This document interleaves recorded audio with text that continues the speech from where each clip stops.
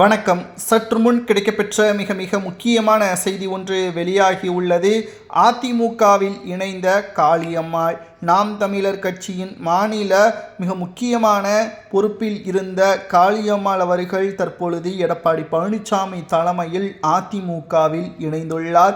மிகவும் வரவேற்கக்கூடியது. அதிமுகவின் வெற்றி வாய்ப்பு என்பது கூடுதலாக ஒரு பக்கபலமாக, குறிப்பாக கடல் சாலையோர மக்களுக்கு இருக்கக்கூடிய ஒரு நல்மதிப்பை பெற்ற காளியம்மாள் அவர்கள் அதிமுகவில் இணைந்தது வெற்றி வாய்ப்பு தற்பொழுது ஏற்பட்டிருப்பதாக எடப்பாடி பழனிசாமி அவர்கள் தெரிவித்துள்ளார். அதாவது நாம் தமிழர் கட்சியின் மகளிர் பாசாறை மாநில ஒருங்கிணைப்பாளராக காளியம்மாள் செயல்பட்டு வந்தார்.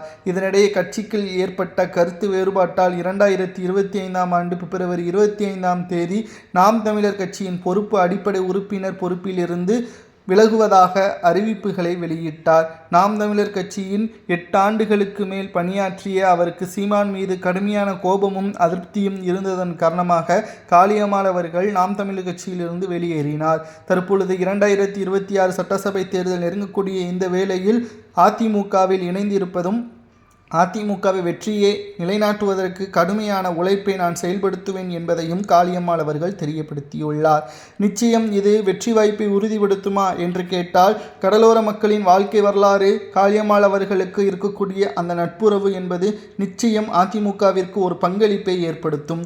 இதனால் மேலும் அதிமுகவிற்கு கூடுதலான வாக்கு வங்கிகளை சேகரிக்குமா என்று கேட்டால் அது நிச்சயமாக கடினம்தான். களத்தில் இருக்கக்கூடிய தொண்டர்களது வேலைப்பாடுகள், பூத் கமிட்டிகள் என்று பல நிர்வாகிகள் ஒன்றிணைந்து செய்தால் மட்டும்தான் அது சாத்தியம்.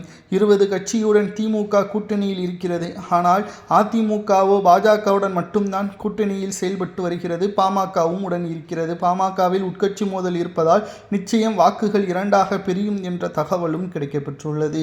விஜய் அவர்களை கூட்டணியில் இழுத்தால் மட்டும்தான் வெற்றி வாய்ப்பு என்பது 100% இருக்கும். அதுவரை சந்தேகம்தான். எப்படி வேண்டுமானாலும் தலைகீழாக மாறலாம் என்ற ஒரு கருத்து கணிப்புகளையும் நாம் உண்மையாக பார்க்க வேண்டும். ஒரு கட்சிக்கு சாதகமாகவோ எதிராகவோ நாம் பேசுவது தவறு. அதிமுக நிச்சயம் ஒரு வலுவான கூட்டணியை அமைத்திருக்க வேண்டும்.